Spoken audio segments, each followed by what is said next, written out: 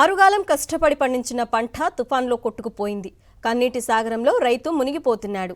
కష్టకాలంలో ఆదుకోవాల్సిన ప్రభుత్వం చోద్యం చూస్తోంది. ఆత్మహత్యలే శరణ్యం అంటున్నారు కౌలు రైతులు. మునిగిపోయిన పంటను చూస్తూ కౌలు కట్టేదెలా, అప్పులు తీర్చేదెలా అంటూ రైతులు కన్నీరు మున్నీరవుతున్నారు. చంద్రబాబు పాలనలో వ్యవసాయం చేయడం దండగా అనుకునే పరిస్థితి కనిపిస్తోంది. ఏపీలో కూటమి ప్రభుత్వం రైతులకు శాపంగా మారింది. వ్యవసాయం దండగా అని చెప్పే ముఖ్యమంత్రి చంద్రబాబు పాలనలో రైతులు నిరంతరం కష్టాల సాగు చేయాల్సి వస్తోంది. గడిచిన ఏడాదిలో రైతు పండించిన ఒక్క పంటకి కూడా గిట్టుబాటు ధర దక్కలేదు. ప్రభుత్వం చేతగానితనంతో దళారులు రైతుల్ని దారుణంగా దోచుకున్నారు. ఈసారి భారీగా కురిసిన వర్షాలు రైతును ముంచేశాయి.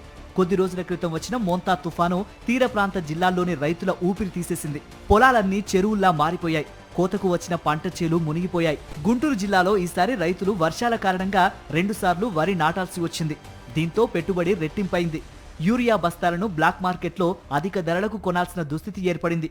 ఇన్ని కష్టాలు పడి వ్యవసాయం చేస్తే ఇప్పుడు పంట చేతికొచ్చే దశలో మోంతా తుఫాను దెబ్బకు పంటంతా నేల కొరిగింది. కొన్ని చోట్ల వరి పొలాలు చెరువుల్లా మారాయి. నేల కొరిగిన వరి చేతికొచ్చే అవకాశం లేదని రైతులు వాపోతున్నారు. కౌలు రైతుల పరిస్థితి అయితే దయనీయంగా మారింది.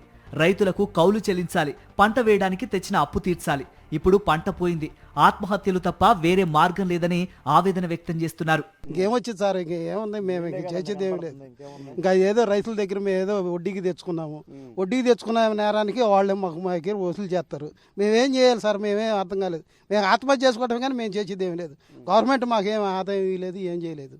మేమేం చేయాలి సార్? ఉమ్మడి గుంటూరు జిల్లాలో వరితో పాటు పత్తి, మిర్చి సాగు చేసే రైతులు కూడా అధికంగా ఉంటారు. తుఫాను దెబ్బకు పత్తి, మిర్చి చేలు కూడా నీట మునిగాయి. ఇప్పటికే చెట్టుకు పెద్ద పెద్ద గెలలున్న అరటి నెల రోజుల్లో కోతకు వస్తోంది. ఇప్పుడు తుఫాను గాలులకు అరటి తోటలన్నీ కూలిపోయాయి. రైతుల ఆశలన్నీ తుఫాన్లో కొట్టుకుపోయాయి.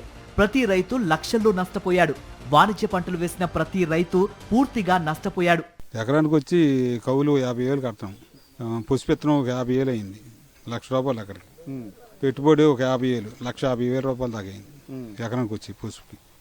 ఇప్పటికి 1,50,000, 2 లక్షల దాకా వండుకొని అది ఎకరానికి వచ్చి 5 ఎకరాలు వేసాను నేను.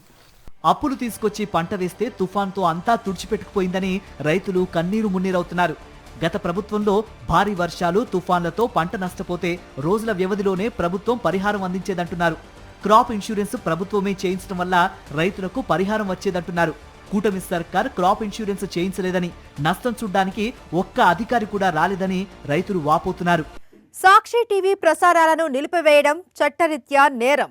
సాక్షి టీవీ ప్రసారాల కోసం మీ స్థానిక కేబుల్ ఆపరేటర్ను వెంటనే సంప్రదించండి. DTHలో, ఇంటర్నెట్లో కూడా సాక్షి టీవీ ప్రసారాలను వీక్షించవచ్చు.